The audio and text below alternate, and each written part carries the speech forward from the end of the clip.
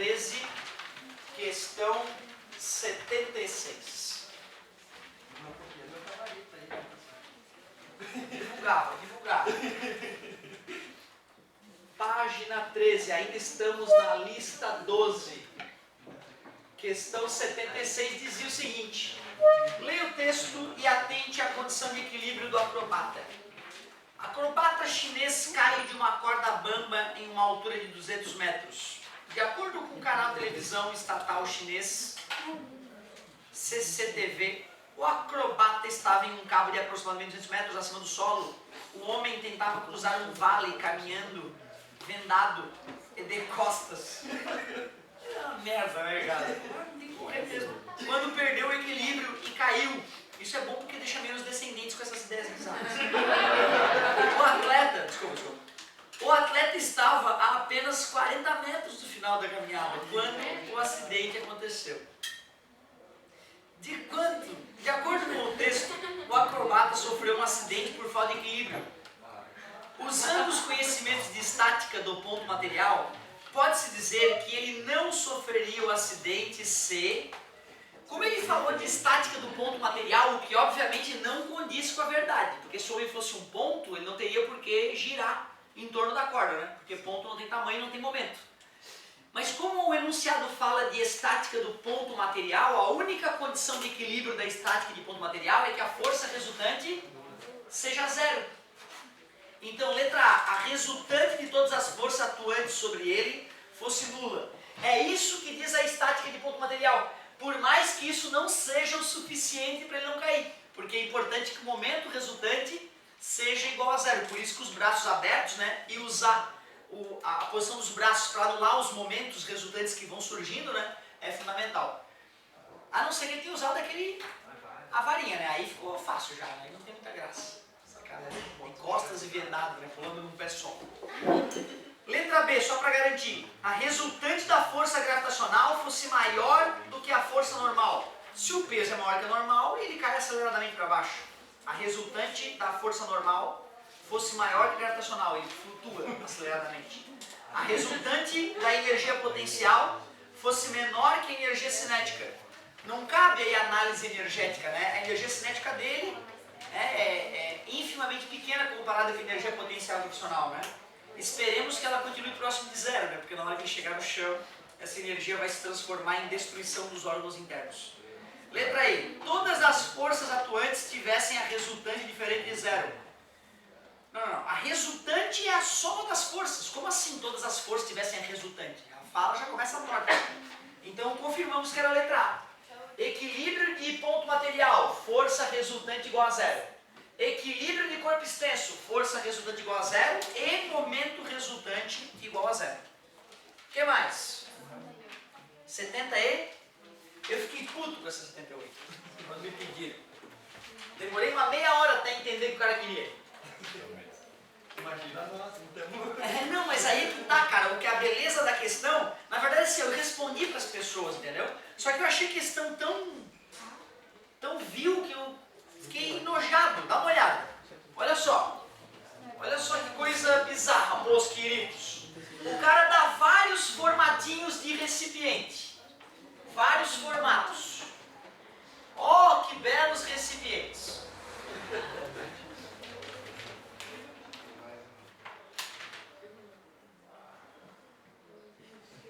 E o maldito recipiente E. Muito bonitinho. Recipiente E. Aí ele vai lá e fala, uma das fases de execução de um projeto para a construção de um reservatório de água é a identificação do tipo e formato do tanque. Levando em consideração que a base de todos os modelos é igual, indique em qual dos tanques a pressão exercida pela base, sobre a base, obrigado, é a menor. Ele está me dizendo que todas essas áreas aqui são iguais, né? Primeira informação idiota que não serve para nada. Quando nós vimos em hidrostática, nós discutimos que a pressão não depende da área do recipiente, né? Depois de uma dedução, nós mostramos que a pressão hidrostática depende da massa específica do líquido, a aceleração da gravidade e do H, da profundidade do líquido. Ou seja, mesmo que as áreas fossem diferentes, isso não ia interferir em nada. Aquilo ali foi, né, uma isca, uma falsa isca. Ele quer que a pressão seja a menor. Ele falou que tem líquido diferente? Falou que a gravidade mudou de um potinho para o outro? Cara, então a única coisa que interfere é a altura. Eu teria que pegar uma coisa de escrever e medir, comparar as alturas, as profundidades de todos os líquidos. E comparando no olhômetro não dá, teria que pegar uma pontinha do teu lápis, entendeu? Botar aqui em cima, ó. Assim, ó. Deixa eu ver aqui.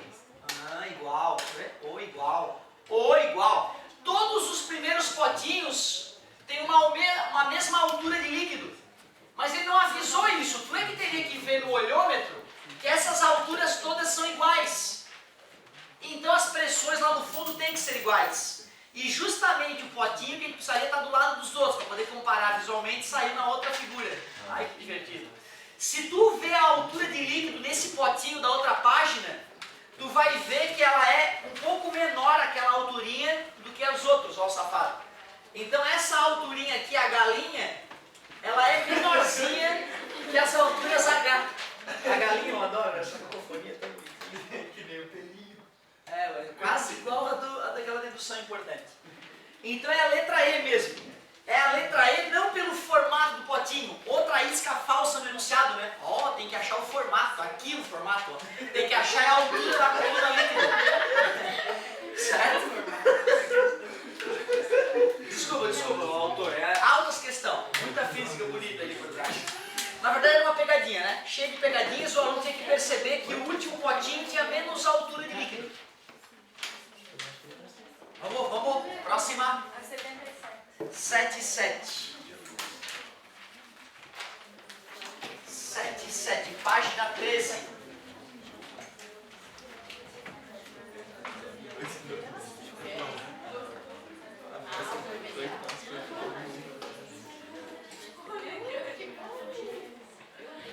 Falar o seguinte: durante uma brincadeira, dois irmãos ficam em lados opostos de uma porta, inicialmente repouso, conforme mostra a imagem. O irmão 1 aplica uma força de módulo 2F a uma distância adesão do eixo de rotação da porta. E o irmão 2 aplica uma força F a uma distância de 3D do mesmo ponto de rotação. Indique qual dos irmãos vence a batalha e qual o motivo que o faz vencer. Então, peraí. Tinha... Poucas crianças já perderam os dedinhos com essa brincadeira, né? Eu perdi um dente. Tristeza, né? Ó, tinha uma porta, um irmão, que é o irmão maiorzão, pensa, vou destruir aquele pirralho metido. E faz uma força na porta. E faz uma força na porta que está a uma distância adesão do ponto de rotação da porta. O irmãozinho pequenininho, capeta, satânico, faz uma força que é 1/3 da força que o irmão maior faz. Aliás, metade. Esse cara faz uma força 2F, enquanto o menino faz uma força F apenas. Só que o braço de alavanca dele é 3Dzão. É o triplo do braço de alavanca do irmão mais velho. Como é que se calcula a capacidade de girar um objeto que uma força tem? Pega-se o valor da força e multiplica pelo braço de alavanca. Irmão 1, força 2F, braço de alavanca D. Então o momento aplicado na porta pelo irmão maior, 2FD. Irmão 2, M2, valor da força, F, metade da força do irmão mais velho. Porém o braço de alavanca, 3Dzão. Então o momento gerado pelo irmão mais novo é 3FDzão. Comparando os momentos, o momento gerado pelo irmão 2 é maior que o momento gerado pelo irmão 1. Portanto, o irmão menorzinho, o irmão 2 vence. Vamos ver as alternativas. O irmão 1, pois o momento gerado por ele é maior. Não. O menino 2, pois o momento gerado por ele é maior do que o momento gerado pelo menino 1. É isso aí. Letra B. Momento deu uma força. Show de bola. O que mais? 90. comentar. Agora vamos para a página 15. Página 15, exercício 90, na mesma lista 12.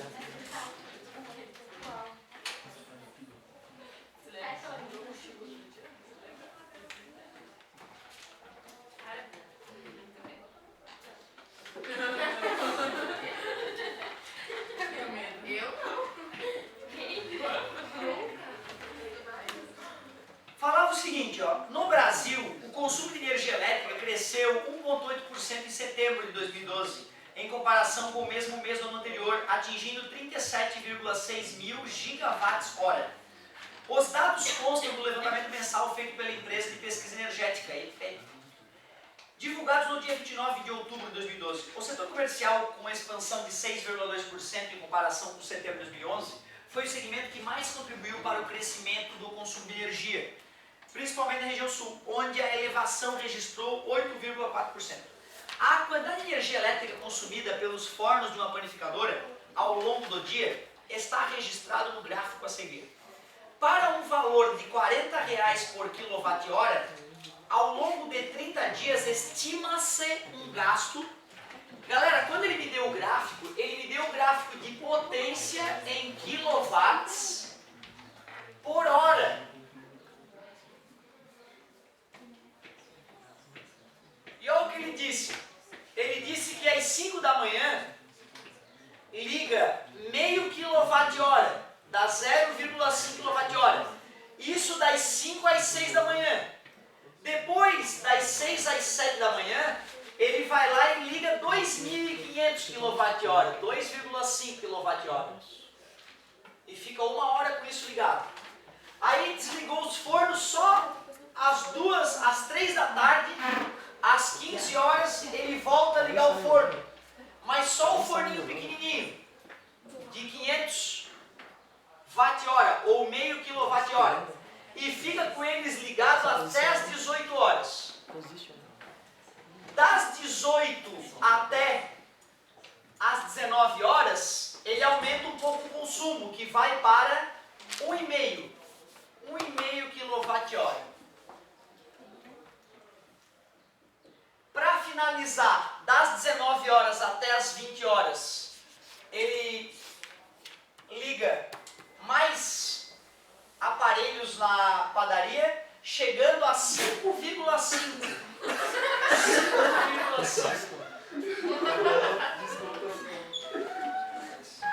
Foi o espírito. O espírito é socialmente aceito. E de 20 até 23, cara, se vocês vissem uma aluna minha espirrando na Florianópolis, ia acabar a aula. É mais esquisito que a minha irmã espirrando. E olha que a minha irmã espirra estranho. Mas um só? Não, a minha irmã é uns 15 desses.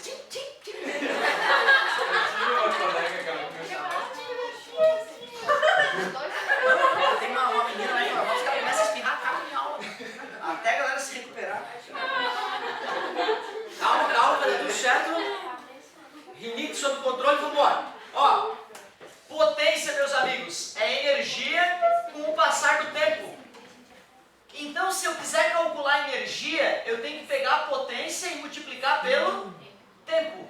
Isso é equivalente a pegar essa 1 hora e multiplicar por essa potência. Pegar essa 1 hora e multiplicar por essa potência. Na prática, é como se eu estivesse calculando a área dessas figuras, né?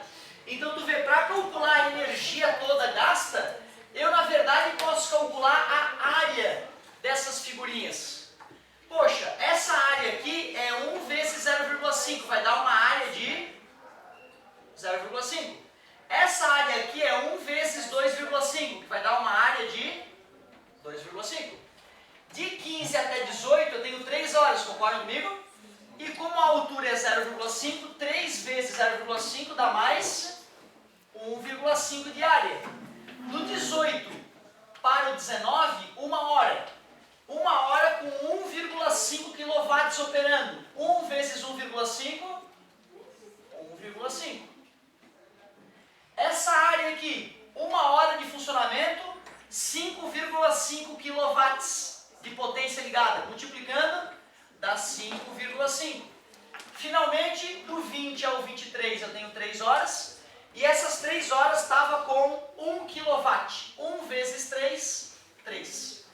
Todos esses valores que eu calculei aqui, pessoal, representam a área dessas figuras, mas estão medidas em kW vezes hora, ou seja, kWh. Portanto, a energia gasta pela padaria ao longo deste um dia de funcionamento ficou 3, concordam? Mais 3, 6, mais 3, 9, mais 5,5, 14,5 kWh. Mas quanto que custava cada kWh? 40 centavos, 0,4. Isso vai ser para um dia só, hein, gente? 4 vezes 5, 20 foi 2, 16, 17, 18 foi 1, 4 mais 1, 5. 2 casinhas após a vírgula, 5,80. Isso para quanto? Para um dia. E ele pediu para quanto? 30 dias. Se eu estou gastando 5,80 e vou consumir isso durante 30 dias, 58 vezes 3. 3 vezes 8, 24 foi 2. 15, 16, 17. Sim, bem aplicação prática, até porque a parte da física, aí, geralmente física, nós calcularemos em joules, né? A potência em watts é aqui segundos, que daria joule. Então é mais explicar pra galera como é que é o dia a dia do consumo de energia, né? Ficar ligado nisso, mas para educar o povo a pensar um pouco melhor sobre isso. Estilo Enem. E tá na moda, principalmente na época do apagão, choveu em todo o país esse tipo de questão, e nós estamos correndo risco de novos apagões, de certa forma, né? Por causa da crise hídrica que acabou afetando aqui, né? A crise energética. Então, sem dúvida, para esse final de ano, muitas questões desse estilo devem aparecer. Letra E, né, pessoal? É estimado 180 pila.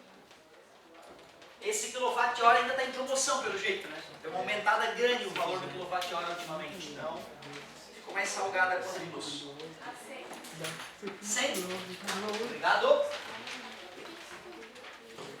Página 17. Vamos que vamos.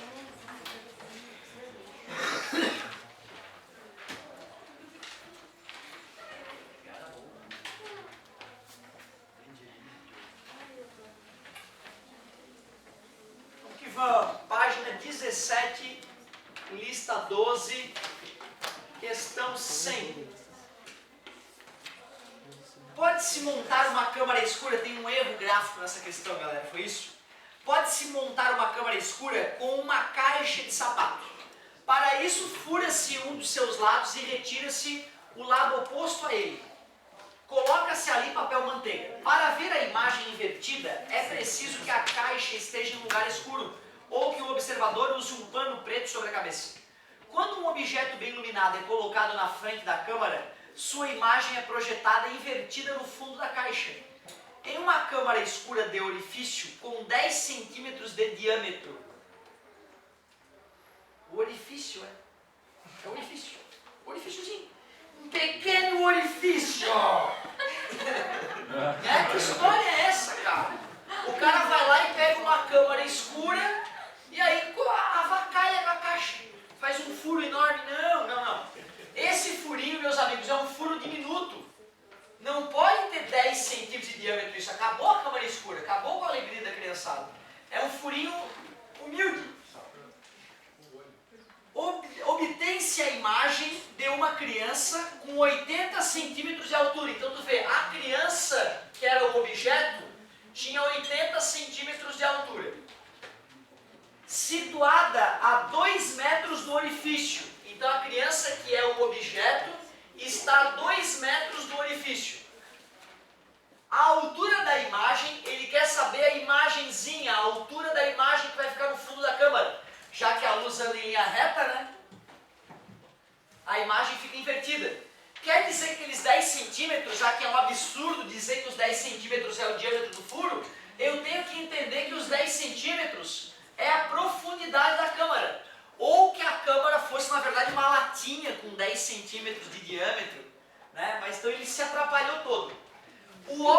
é a altura da criança que vai ser observada. O P é a distância dela até o orifício. E o P' eu tenho que aceitar que são os 10 centímetros. Que então nós deveríamos cortar aquela palavra diâmetro e escrever em uma câmara escura de orifício com 10 centímetros de profundidade. Risca a palavra diâmetro, coloca a palavra profundidade no lugar que senão a questão fica sem solução.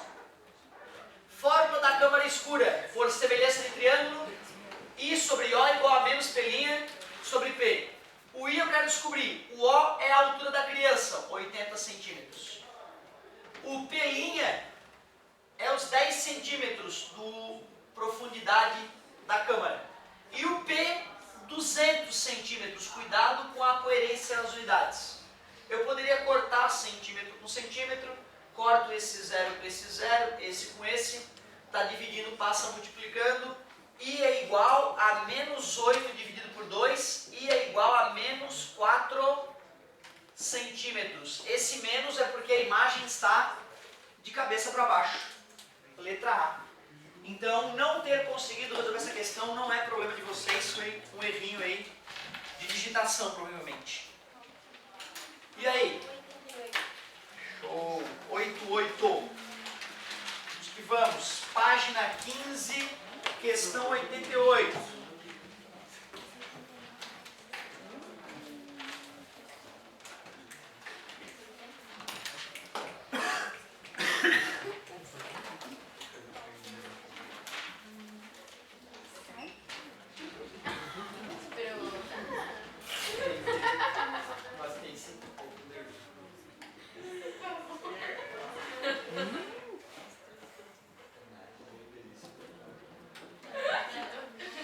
Então vamos lá, galerinha.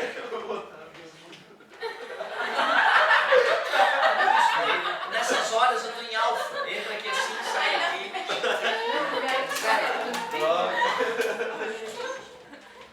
Página 15, lista 12, 88. As ondas de rádio são as ondas eletromagnéticas de menor frequência, de, cuidado, em 10 na 5 a 10 na 12 Hz, não é 105, tá, gente? É 10 na 5, isso já altera toda a brincadeira, até 10 na 12 Hz. E, portanto, de maior comprimento. São produzidas pela vibração de cargas elétricas em antenas e utilizadas em telecomunicações. As ondas de rádio se classificam em várias faixas, de acordo com seu comprimento, ou com sua frequência, e com os serviços a que se destinam nas radiocomunicações. As ondas longas, isto é, as de maior comprimento, entre 100 kHz e 550 kHz, são utilizadas em comunicações marítimas, radiofaróis e algumas emissoras de rádio na Europa. Para uma emissora que transmite na frequência de 1,5 MHz, não vou! A uma velocidade muito próxima de 3 vezes 10 na 8 metros por segundo, estima-se um comprimento de onda próximo a... O certo, galerinha, é tu lembrar que aquele M maiúsculo significa mega. E esse mega significa 10 na 6. Então ele deu a frequência, ele deu a velocidade da onda. Vamos jogar na famosa equação. Veja o que uma lambda faz. Muito propício no momento, né? 1,5 vezes 10 na 6. Está multiplicando. Não se excitem, meus alunos. Passa dividindo. 3 dividido por 1,5 é 2.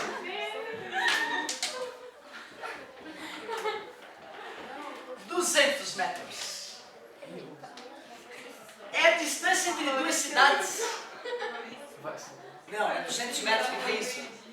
É a altura de uma pessoa, claro, todo dia. Distância percorrida por um carro em 1 hora. Sim. E sendo empurrado, né, pelas pessoas, pode ser. Distância aproximada entre duas quadras. É uma quadra, 100 metros, razoável. Então tu vê, tem que saber um pouquinho de física e tem que ter um pouco de bom senso no dia dia a dia. Não sei se é. Cara, eu pedi esses dias numa prova de matemática, lá em Floripa, porque eu dou aula de matemática também, né? É claro que não é o meu forte, assim, né? Dependendo da aula, o cara for me pedir, se o cara for pedir alguma coisa muito bizarra, né? O cara tem que dar uma praticadinha antes. Mas eu me sinto confortável para o ensino médio. Aí um dia eu pedi, era ensino médio, cara, segundo ano de ensino médio. Então era revisar de áreas básicas, triângulo, trapézio, volume, coisa básica assim. Aí eu pedi para a gurizada estimar de cabeça qual era a área da sala, que era um retângulo. Então eu tinha que estimar a largura da sala, estimar o comprimento e multiplicar. Cara, não acredita nas coisas absurdas, cara. Deu sala com 1 metro quadrado. Deu sala com 1000 metros quadrados, pelo amor de Deus, cara. Então às vezes tu vê, né, cara, o cara sabe fazer a conta, mas falta o bom senso do dia a dia. Mas também que culpa eles têm? Quem antes pediu para eles estimar quanto é que era dali até ali, né? Tem cara que eu acho que não sabe que a altura do cara é entre 1 e 2 metros, né? Porque se ele se usa como referência, né, ele já não faz uma cagada tão grande, né? Certo? Show! Galerinha, vamos lá pra baixo, nós vamos se juntar lá embaixo agora.